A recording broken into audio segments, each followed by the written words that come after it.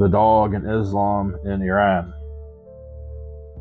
It is well known that Muslims are supposed to have a negative attitude toward dogs.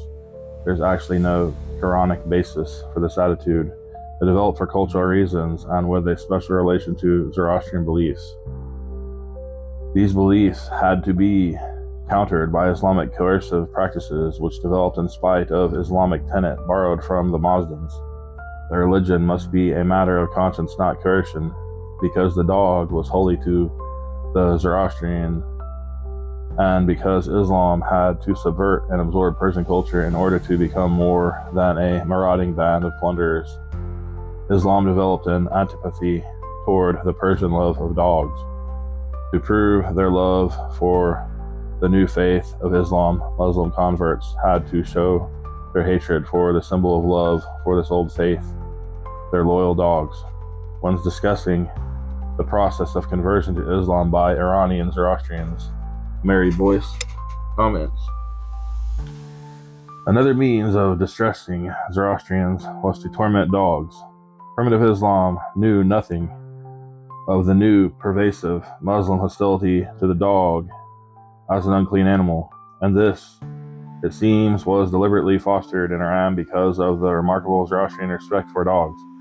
Probably maltreating a dog, like discarding the kushti or spitting in a fire, was a distinctive outward sign of true conversion, and the amount of suffering since inflicted on these animals by Muslims down the centuries is a sad instance of cruelty and religious rivalry can bring about. Voice, 1979, page 158.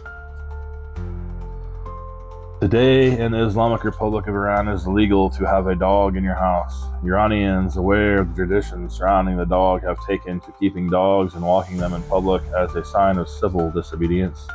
Anti-canine Islamic attitudes really had nothing particularly to do with the original Islam or its tenets. This attitude was a later development, probably, as Boyce notes, as a direct action against the Iranian love of the dog. It was imperative for the long-term success of Islam that it absorb the Persian culture and take advantage of its sophistication, learning, and ability to govern far-flung empires. The Iranians had to be converted, and the mistreating of dogs was a litmus test of their true Muslim convictions, for no true Aryan would do such heinous acts.